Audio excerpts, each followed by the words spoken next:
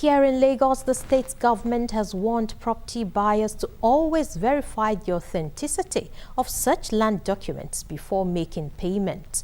This stems from the demolition of 17 illegal structures along the Lekki-Epe corridor for encroaching on the right-of-way of the Ikota River alignment.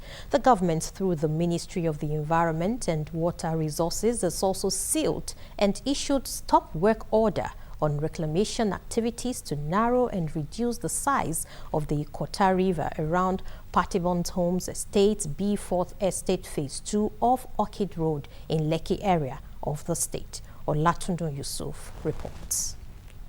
The State Commissioner for the Environment and Water Resources, Tokunbo Wahab, during inspection exercise to the area, decried the massive encroachment on wetlands meant to retain excess water during rainfall.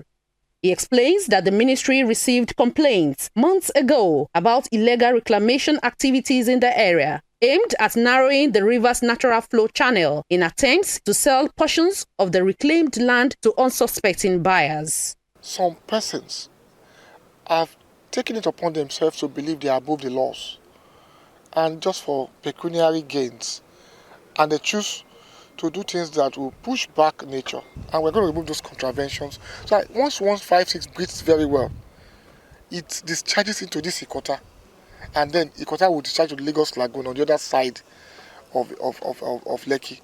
The commissioner explains that while flash flooding is expected intermittently in a coastal state like Lagos, the government has put all efforts in place to mitigate its impact through resilient infrastructure. We are laying a drainage underground because the discharging point is lower than the road. So we have to go lower than that discharging point. That's why if you see they are going lower to do the drainage, cover it up, put manhole, and then they're running it through to the lagoon. At the lagoon point, you now have a pump.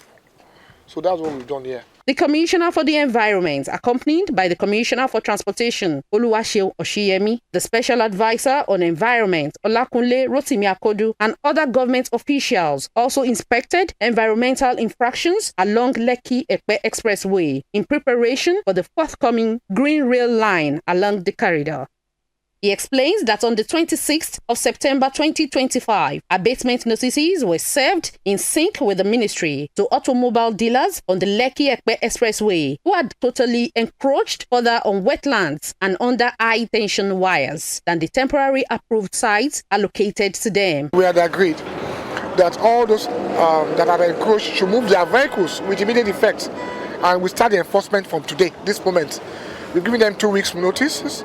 Now, afterwards, we'll sit down with transport to see how we can have a balance, preserve the ecosystem, sink in the transport master plan for those persons that have not really been affected by what we intend to do. They can go back to their own places. We tell them how far they can go. Let us just imagine any of these high tension cables drops. Just imagine how they will say the government had abdicated this, but persons had gone to encroach and sell under the high tension wire, encroach the wetland preserved to take the natural water. Where there's no encroachment, we will tell them. Where they need to move back, we'll tell them. But for those that have totally flouted the rules, I'm sorry, they have to go.